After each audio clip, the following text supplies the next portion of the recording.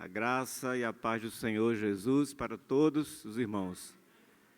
Irmãos queridos, como bem foi dito pelo reverendo Diogo, eu tenho uma relação de amor muito grande com esta igreja, porque esta igreja nasceu na minha casa. E eu guardo recordações ali do início desta tão querida igreja. Eu ainda era bem pequeno.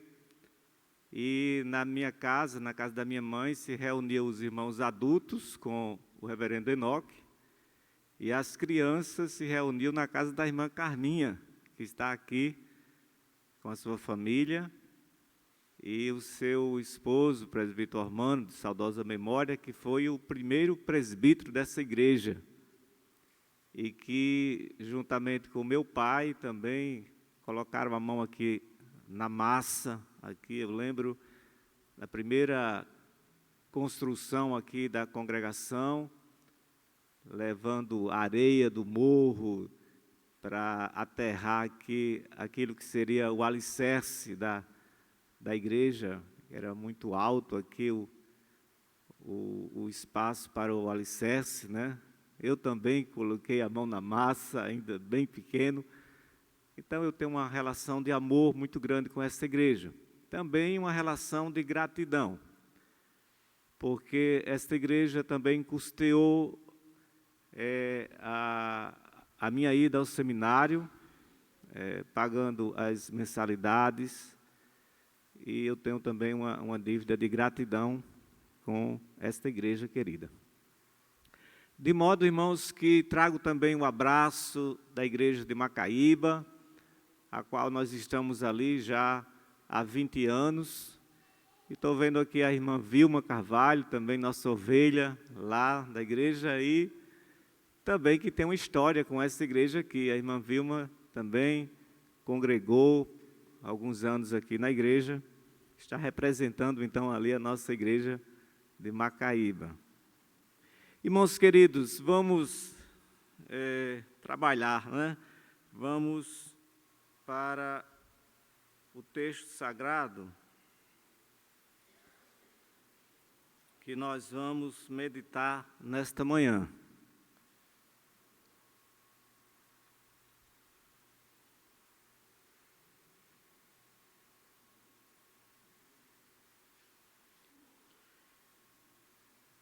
Eu gostaria de convidar os irmãos para que em pé pudéssemos ler a passagem de Filipenses,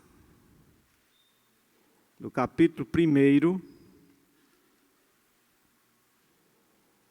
versos 1 e 2.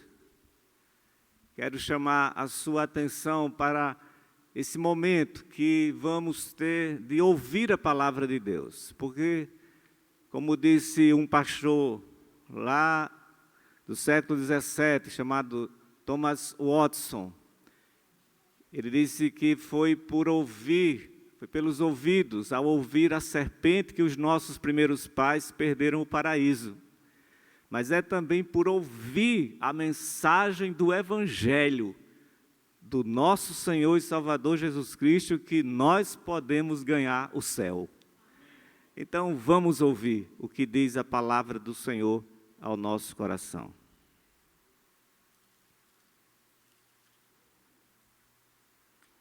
Paulo e Timóteo, servos de Cristo Jesus, a todos os santos em Cristo Jesus, inclusive bispos e diáconos que vivem em Filipos, graça e paz a vós outros, da parte de Deus e do Senhor Jesus Cristo.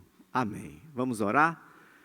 Pai Santo, Pai amável, Senhor que inspirou esta palavra, nós te suplicamos agora, Pai, que o Teu Espírito Santo se digne, Pai, de comunicar aos nossos corações, que Teu Espírito Santo ilumine as nossas mentes, para que possamos compreender aquilo que a Tua palavra tem a nos ensinar nesta manhã. É o que nós te pedimos em nome de Jesus. Amém. Amém, Senhor. Pode assentar, queridos.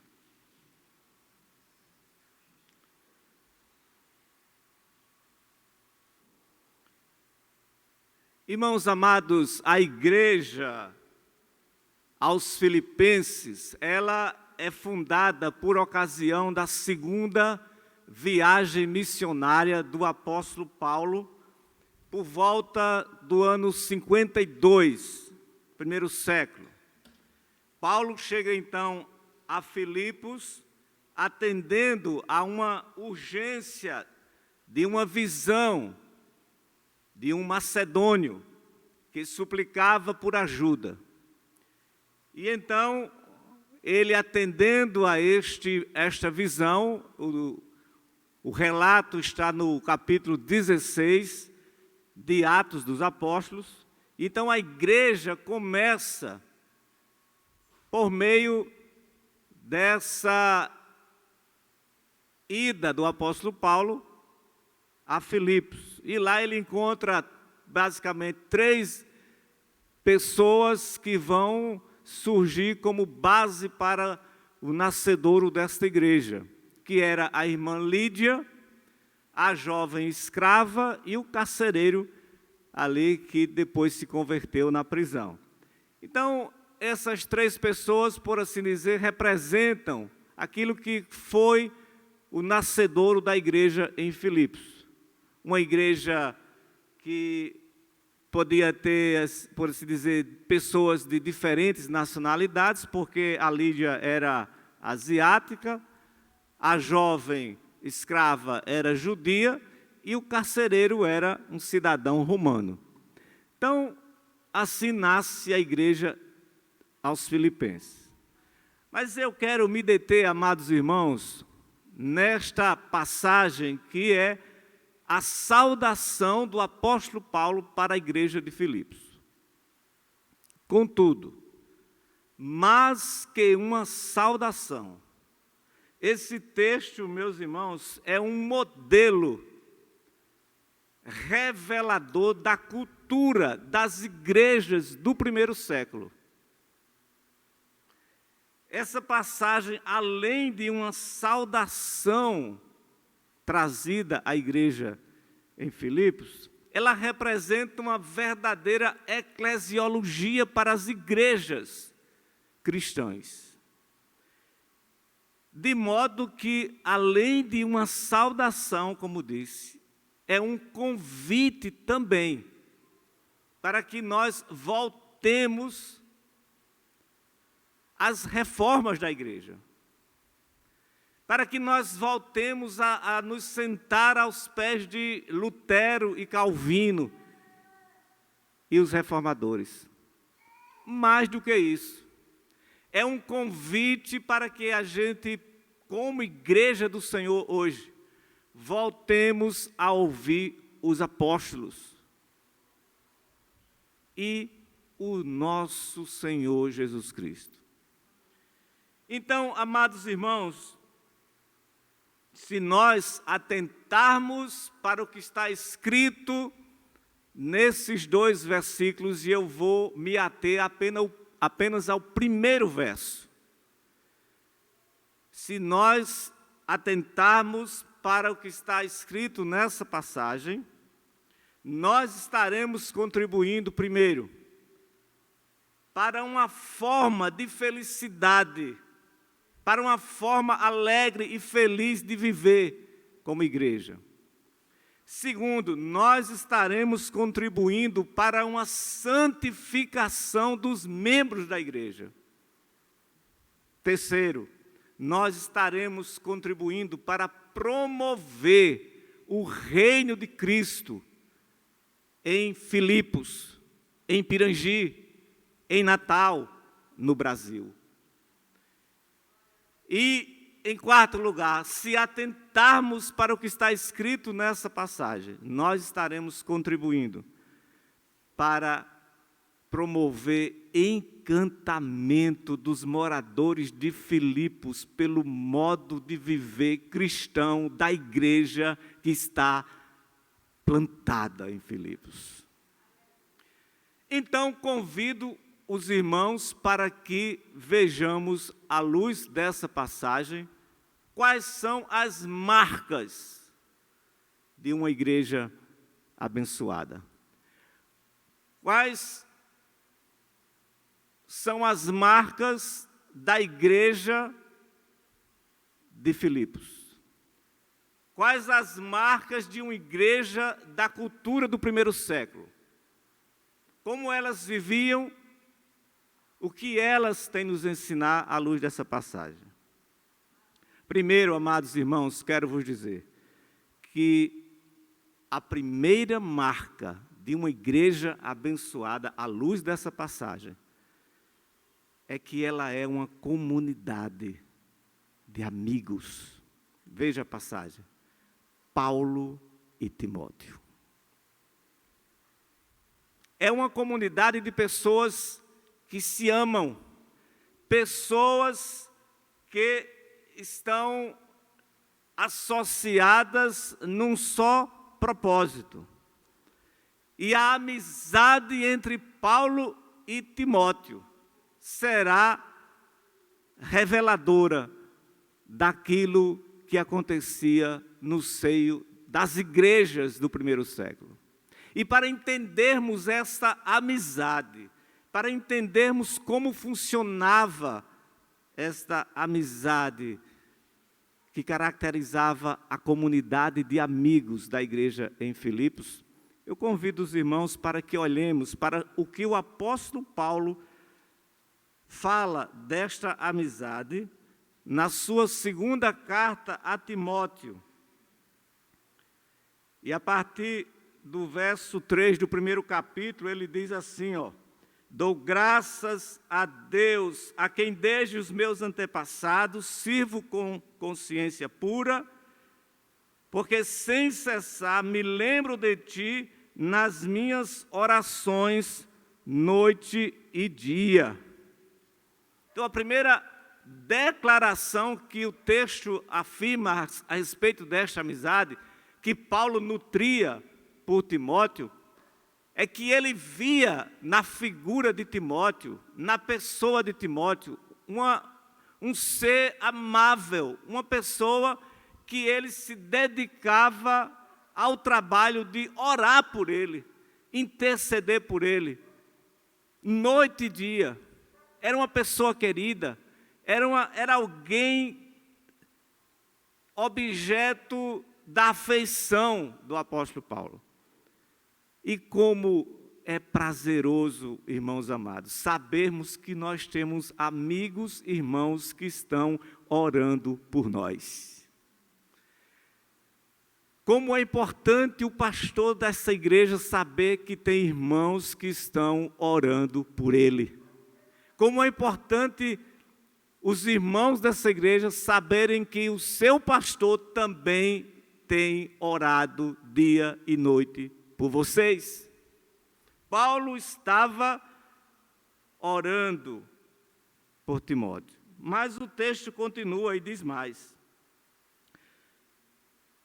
Lembrando das tuas lágrimas, estou ansioso por ver-te, para que eu transborde de alegria.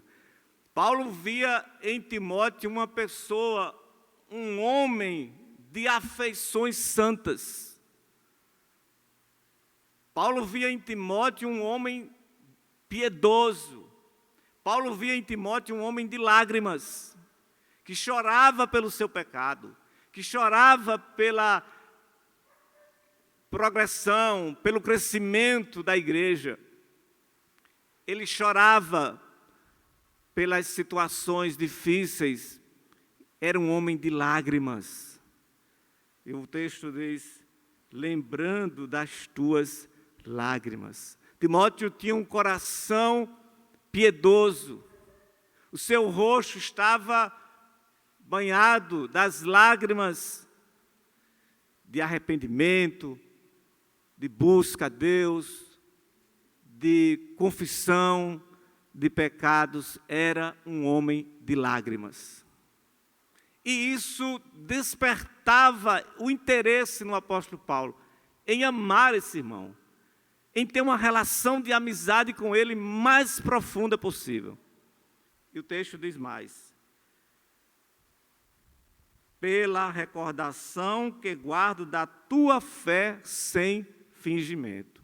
Paulo olhava para Timóteo e via nele alguém que não agia diante das pessoas e na igreja como um ator.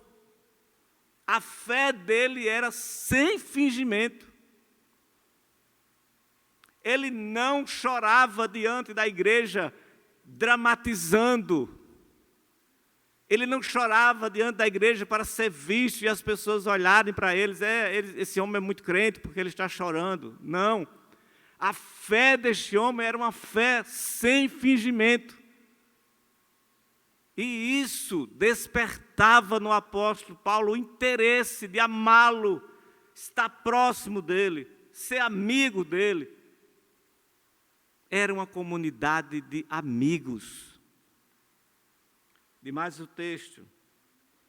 Essa fé sem fingimento, a mesma que primeiramente habitou em tua avó Lóide, e também em tua mãe Eunice, e estou certo de que também em ti. Então Timóteo era um homem de lágrimas, piedoso, era uma pessoa de uma fé sincera, era uma pessoa disciplinada e obediente. Note que ele guardava tudo aquilo que recebeu de instrução da sua avó Lóide e da sua mãe Eunice. E aqui eu quero abrir um parênteses, irmãos, para testificar de momentos que eu guardo também das instruções recebidas. A minha avó, eu lembro da minha avó cantando um hino que falava Jardim de Oração. Note que a minha avó já faleceu há alguns anos. Mas o hino dizia assim: o jardim onde Cristo me espera é lugar de delícia e paz. A certeza de sua esperança dá-me vida feliz e eficaz. Oh, que lindo jardim, o jardim de oração, onde Cristo me vem esperar. Perto dele estarei e contente serei de minha alma a seus pés derramar. No jardim onde Cristo me espera, quer também te acolher, meu irmão. Vem fruir a incessante bondade que promana do seu coração. Oh, que lindo jardim, o jardim de oração, onde as flores são graça e poder, onde Cristo Senhor abre as portas do amor. Eu me sinto feliz em viver. Amém, irmãos? Era a minha avó, Conceição. Mas eu posso guardar também recordação da minha mãe, Timóteo dizia da sua mãe Eunice, por que não dizer da minha mãe Natécia, né? E um hino muito conhecido também, que eu guardo na memória, é o hino que está no inário. Com tua mão segura bem a minha. Quem não lembra, né? Com tua mão segura bem a minha, pois eu tão frágil sou, ó Salvador, que não me atrevo a dar jamais um passo sem teu amparo, Cristo meu Senhor. Irmãos, o que despertava em Paulo ver em Timóteo era essas afeições santas. Por isso ele tinha em Timóteo um amigo verdadeiro. Qual é a primeira marca de uma igreja abençoada, irmãos? É uma comunidade de amigos. Nós somos amigos, irmãos em Cristo. segunda marca que o texto nos apresenta, irmãos, é que esta igreja, além de ser uma comunidade de amigos, era uma comunidade de servos. Paulo e Timóteo, servos de Cristo Jesus. O que seria, então, servo? Dessa palavra grega doulos, que é um pouquinho mais do que uma pessoa que trabalha para outra. Quer dizer, alguém que é propriedade da outra. Essa igreja entendeu que eles faziam parte de uma comunidade de pessoas que deixaram de viver para si mesmos e passaram a viver em função de um outro.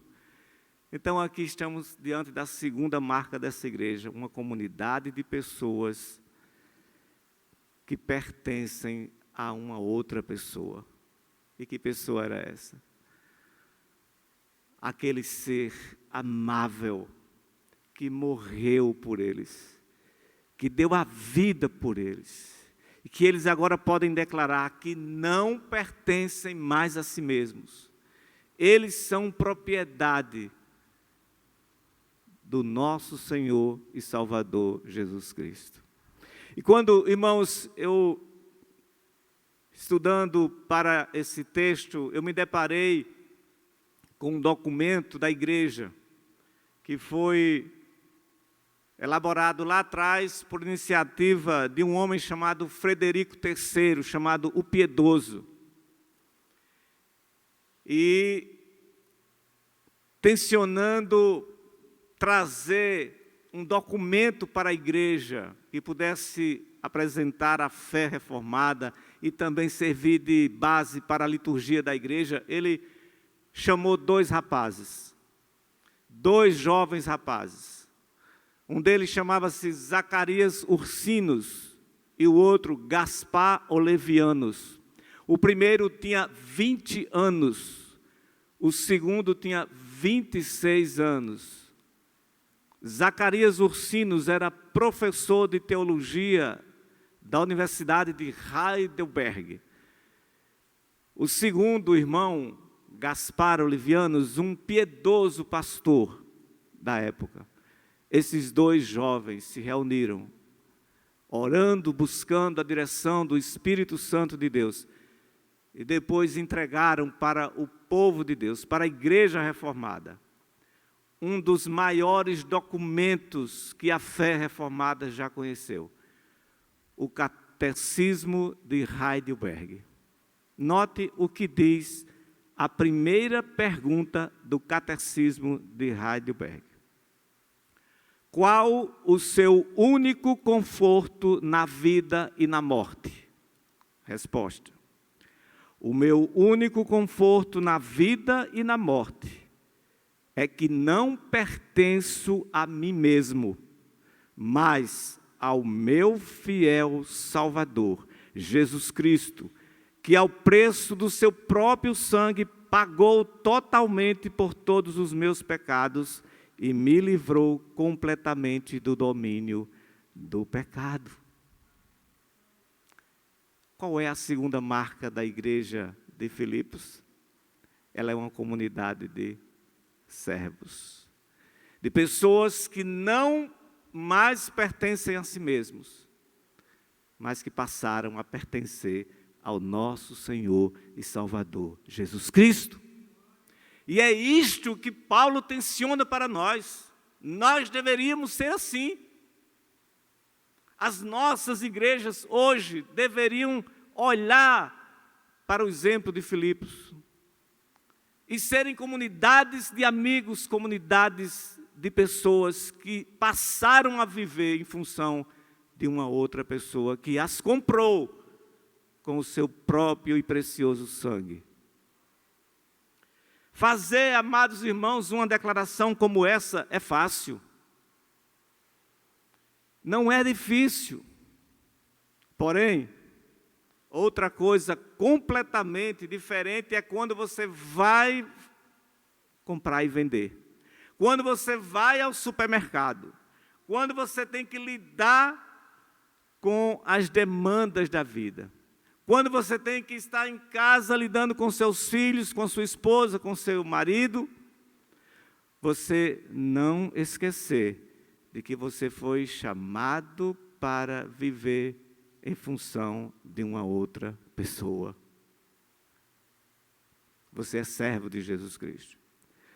É fácil declarar isso, mas é difícil quando a gente tem que lidar com as relações na sociedade, no ambiente de trabalho, na escola, na faculdade, quando a gente tem que tratar de assuntos da igreja, quando a gente tem que encarar reuniões de conselho.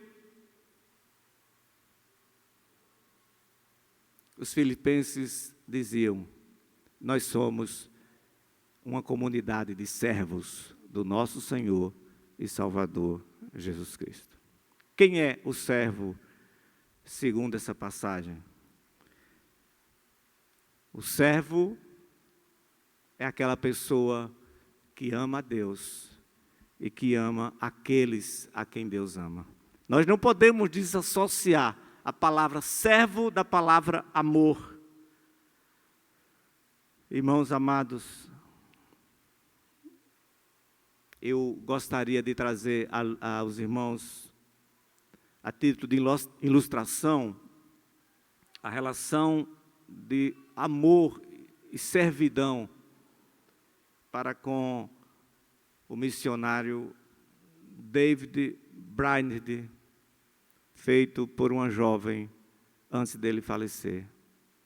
David Brainerd foi um missionário na Nova Inglaterra, dedicado ao trabalho ali aos índios daquele lugar. Ele faleceu com apenas 29 anos de idade.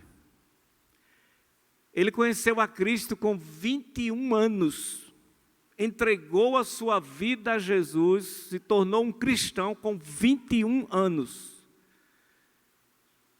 Depois disso, ele só viveu 8 anos. 4 desses anos dedicado ao trabalho missionário ali entre os índios. Mas o missionário começou a enfraquecer e ficou doente. Foi quando o pastor Jonathan Edwards o convidou para a sua casa. Ficar os últimos dias com ele ali. E esse irmão tinha uma filha chamada Jerusa. E Jerusa se dedicou ao trabalho de cuidar, servir 24 horas do dia ao missionário David Brainerd. Ele contraiu uma tuberculose e foi ficando fraco e veio a falecer daquela tuberculose com 29 anos de idade. Não demorou muito tempo, a Jerusa, a filha do pastor Jonathan Edwards, que cuidava dele 24 horas, também contraiu a tuberculose e também faleceu logo em seguida. No velório da sua filha, o pastor Jonathan Edwards disse a seguinte coisa: minha filha Jerusa, aprove ao Senhor levá-la, porque ela se dedicou ao trabalho de cuidar, servir ao eminente servo de Deus, o missionário David Brainerd. Irmãos, nós fomos chamados para servir. Paulo tinha essa consciência que ele era um servo de Cristo Jesus.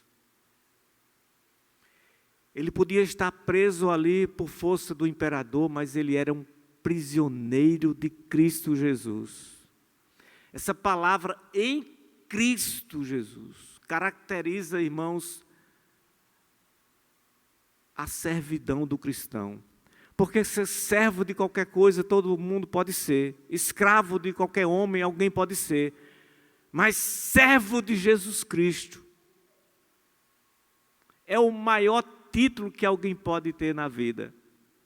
Mais do que imperador, mais do que rei, mais do que presidente, mais do que governador, mais do que prefeito, mais do que pastor, mais do que presbítero, mais do que diácono. Paulo era servo de nosso Senhor e Salvador Jesus Cristo. Então, amados irmãos, não é à toa que nós encontramos o rei Davi dizendo: deveras sou teu servo, filho da tua serva. Irmãos, era essa a forma de viver das igrejas do primeiro século. Uma comunidade de amigos, uma comunidade de servos do Senhor Jesus. E eles bem sabiam porque assim afirmavam. Porque o cristão sabe que ninguém é isento. Ou nós estamos servindo a alguém ou outro, ou somos servos de um senhor ou do outro. Nós somos comprados no mercado da escravidão espiritual. Fomos resgatados, transportados do império das trevas para o reino do Filho do seu amor. Então, nós somos servos do nosso Senhor e Salvador Jesus Cristo. Mas uma vez que somos servos do Senhor, nós devemos entender que é razoável o Senhor requerer algo de nós. E eu gostaria de desafiar a igreja do Senhor nesta manhã para ouvir a voz do Senhor a dizer assim para você: querido, querida irmã, agora que você declarou que é meu servo, deixe eu lhe falar o que eu espero de você. Agora que você disse que é meu servo, eu espero que você seja humilde de espírito. Eu espero que você olhe para o Sermão do Monte. Contemple ali o que eu lhe digo. Que vocês sejam pessoas assim como Timóteo, que chorem. Homens e mulheres de lágrimas. Eu espero que vocês sejam misericordiosos, pacificadores. Eu espero que vocês sejam pessoas de corações limpos. Vocês são meus servos? É isto que eu espero de vocês.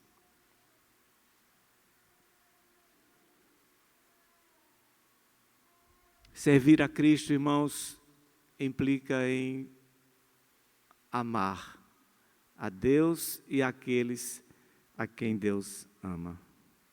Servir a igreja e aqueles a quem Deus ama. A terceira marca da igreja abençoada, à luz dessa passagem, que diz é que ela é uma comunidade de santos. Isto é, pessoas separadas do mundo para viverem para Deus. Deixe primeiro lhes falar o que não é o santo. O santo não é uma pessoa entre outras. Os santos não são um grupo de pessoas tiradas no meio de uma multidão. E essas pessoas agora serem idolatradas, endeusadas, como se pecado não tivesse. Não é essa a ideia da Bíblia a respeito de santo. De modo que o santo não é uma pessoa sem pecado, porque se assim o fosse, Paulo não tinha se dirigido à igreja de Filipos, nem a nenhuma outra igreja, chamando os irmãos de santos. Então, o que é santo? Santo é aquilo que, quando a gente olha para o Velho Testamento, a gente vê uma ilustração. Deus mandando separar coisas, objetos e pessoas para um fim específico. Então, o que é o santo? É aquela pessoa que é tirada do ambiente comum. No Velho Testamento era o objeto que era tirado do ambiente comum para servir a Deus de forma consagrada. Eram os utensílios, eram os animais, era o dízimo. Tudo isso era santo ao Senhor. E ele vai falar lá em Êxodo 19, 6 e Levítico 11, 45, que há um grupo de pessoas também. Israel foi chamada entre todas as nações, separada para ser um povo santo ao Senhor, para ser um povo que declarasse o caráter de Deus ao mundo. Da mesma forma, o apóstolo Paulo nos lembra aqui que a igreja do Senhor, agora na nova aliança, é essa comunidade de pessoas que foram chamadas, separadas do mundo para viverem exclusivamente para Deus, cuja finalidade é interesses do reino de Deus. O apóstolo Paulo fala lá em Romanos, no capítulo 1, verso 7, que aos amados que estão em Roma, chamados para serem santos. Note que ele fala aqui em amor. E como eu disse, o servo, o santo, é aquele que ama. Não podemos separar essa palavra desses conceitos. João Crisóstomo, comentando essa passagem, disse o seguinte: de onde provém a santidade? Ele pergunta e responde: do amor. É do amor que provém a piedade, a santidade e a vida santa. Então, o santo precisa entender que deve ser alguém que ama. O santo também é aquela pessoa que se parece com Cristo, ela tem a obsessão de conhecer a Cristo, segui-lo, imitá-lo, amá-lo, obedecê-lo. Irmãos, que isso se evidencie na nossa vida prática, para que tenhamos contato com este mundo e eles possam olhar para nós, para a igreja de Filipos, e ver nela uma comunidade de amigos, de servos e de santos em Cristo Jesus. Irmãos queridos, permita-me encerrar pelo menos a exposição desse primeiro verso, porque a palavra de Deus é muito rica. É muita coisa, irmãos. Eu não vou nem entrar no verso 2, porque o tempo já não dá mais. Mas quero me ater ao verso 1, apenas encerrar esse verso 1, porque, como disse uma pessoa outro dia, eu achei muito interessante, ele disse: olha, estudar a palavra de Deus é como você olhar para o céu em uma noite estrelada. Quanto mais você olha, mais estrela vê. É assim, a palavra de Deus. Eu tinha pensado em 3 pontos, mas a gente vai aqui para a 4ª marca da igreja de Filipos. É uma igreja que é estruturada para o cuidado dos seus membros e dos pobres. Veja o que diz Paulo e Timóteo, servos de Cristo Jesus, aos santos em Cristo Jesus, inclusive bispos e diáconos. Inclusive bispos e diáconos. Irmãos amados, esses homens aqui fazem parte dos ofícios da igreja do primeiro século. Presbíteros e diáconos. Eram pessoas preparadas para ensinar a sã doutrina e amparar os pobres e carentes, especialmente os domésticos da fé. O bispo dá a ideia de superintendente, aquele que está supervisando especialmente a pureza do evangelho do corpo de Cristo, a vida dos cristãos à altura do evangelho. Ofícios extremamente necessários e importantes.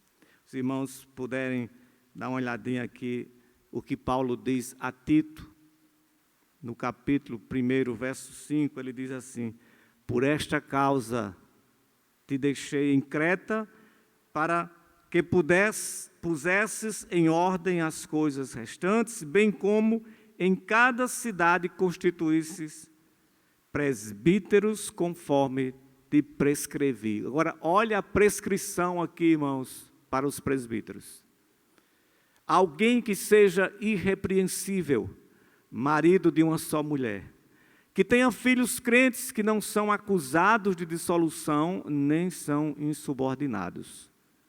Porque é indispensável que o bispo seja irrepreensível, como despenseiro de Deus, não arrogante, não irracível, não dado ao vinho, nem violento, nem cobiçoso, de torpe ganância, antes hospitaleiro, amigo do bem, sóbrio, justo, piedoso, que tenha domínio de si, apegado à palavra fiel, que é segundo a doutrina, de modo que tenha poder tanto para exortar pelo reto ensino, como para convencer os que o contradizem. Irmãos, esta é a prescrição para se eleger presbítero na igreja.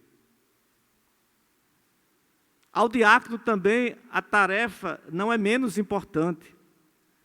Cabe a este irmão a tarefa de não permitir que no corpo de Cristo esteja pessoas privadas de suas necessidades básicas. Irmãos, um filho e uma filha de Deus passando por necessidade, às vezes passando fome. É tarefa desses homens observar, olhar em volta o que está acontecendo na igreja. Atos capítulo 6 fala muito disso, quando é instituído os diáconos na igreja. Agora, meus amados irmãos, nada pode ser mais devasto, nada pode ser mais doloroso para uma igreja, para o bem-estar de uma igreja local, do que, irmãos, impor as mãos precipitadamente. Escolher de modo displicente aqueles que ocuparão cargos tão centrais para o exercício do governo e a administração da igreja do nosso Senhor Jesus Cristo. Irmãos, temos visto o caso de pessoas que são eleitas de forma precipitadas pela igreja, displicente.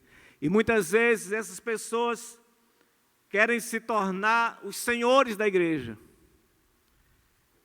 exercendo pressão sobre a igreja, exercendo pressão sobre os departamentos da igreja, sobre o pastor da igreja, querendo muitas vezes pautar o que deve ocorrer na igreja, pautar o púlpito, às vezes tentando colocar mordaça na boca do mensageiro da igreja.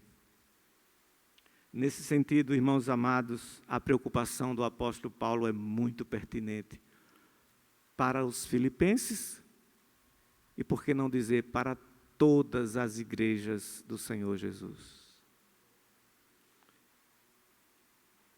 É preciso que levemos a sério aquilo que é ensinado nas Sagradas Escrituras, sobretudo nas passagens que nós acabamos de ler das cartas pastorais. Quinta e última marca de uma igreja abençoada. Ela é a comunidade daqueles que vivem em Filipos. Paulo e Timóteo, servos de Cristo Jesus, a todos os santos em Cristo Jesus, inclusive bispos e diáconos que vivem em Filipos. Irmãos, não há nenhuma recomendação aqui da palavra que esses irmãos deveriam sair de Filipos. Não há nenhuma recomendação aqui que esses irmãos foram chamados para viverem fora da realidade de Filipos. O próprio Jesus Cristo, na sua oração sacerdotal, disse assim: não peço que os tire de Filipos, mas que os guardem do mal em Filipos.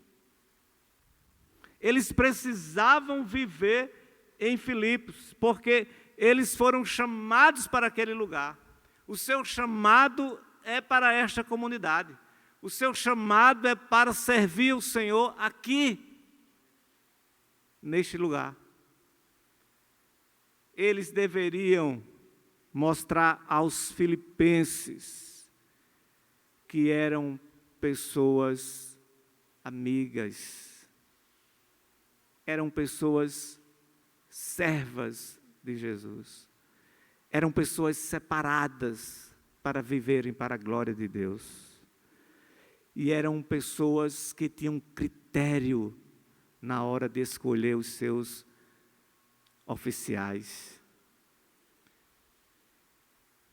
Eles estavam em Filipos. Viver em Filipos, meus irmãos, não é fácil, mas é preciso. Porque é em Filipos que nós temos o nosso dia a dia. É em Filipos que nós vamos à feira, é em Filipos que nós vamos à escola, é em Filipos que nós vamos ao médico. Esses dias eu tive uma experiência muito gratificante.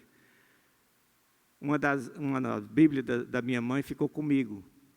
E ficou dentro dela alguns folhetos que ela não pôde entregar. E eu fiz.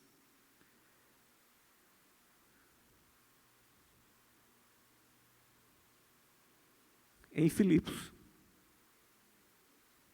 Eu vivo em Filipos. Eu vou ao médico. E lá eu entreguei. As pessoas que estavam sentadas ali. Nos ambulatórios, nos consultórios de Filipos. Esta igreja é a comunidade dos que vivem em Filipos. Irmãos, é impossível Filipos olhar para esta igreja que está radicada nesta cidade e não ver as marcas de uma igreja abençoada. Eu quero concluir com uma pergunta para os meus irmãos. E a pergunta é esta: o que o apóstolo Paulo teria que dizer para a igreja de Filipos, caso a igreja de Filipos estivesse passando por uma grave crise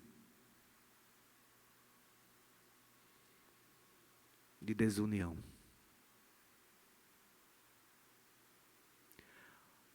O que o apóstolo Paulo teria a dizer para a igreja de Filipos, caso esta igreja estivesse enfrentando problemas de murmuração e contendas?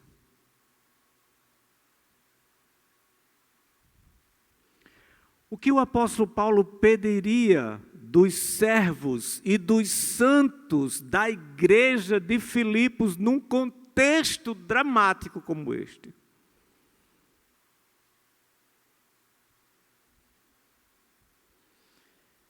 o que o apóstolo teria a dizer para a igreja de Filipos, se assuntos desta natureza fossem parar nos concílios eclesiásticos de Filipos.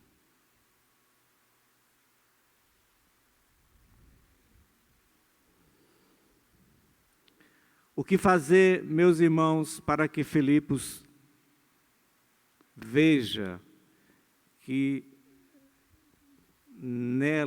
nesta cidade, está plantada uma igreja de pessoas amigas, de servos de Cristo Jesus, um grupo de cristãos separados para viverem para a glória de Deus.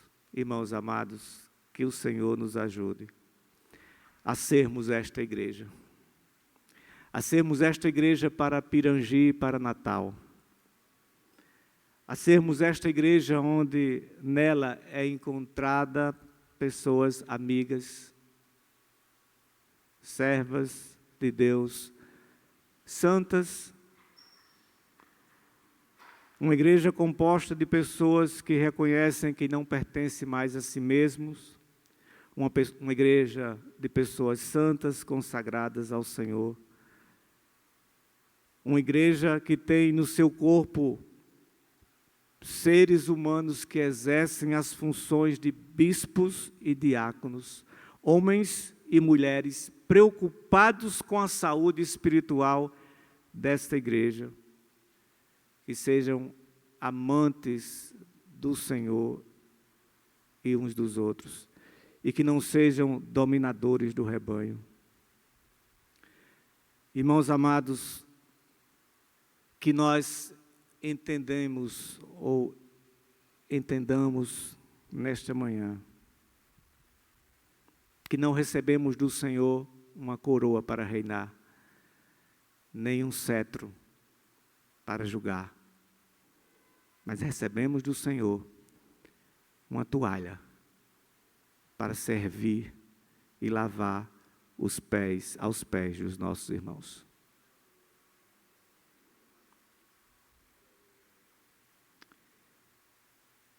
Que possamos compreender nesta manhã que somos pessoas que estão em Filipos, como uma igreja edificada sobre a rocha. Certamente não tem como, irmãos, Filipos, não tem como Filipos não olhar para esta igreja e contemplar nela a beleza, a excelência e o encanto pelo nosso Senhor e Salvador Jesus Cristo. Que Deus nos abençoe, irmãos. Amém.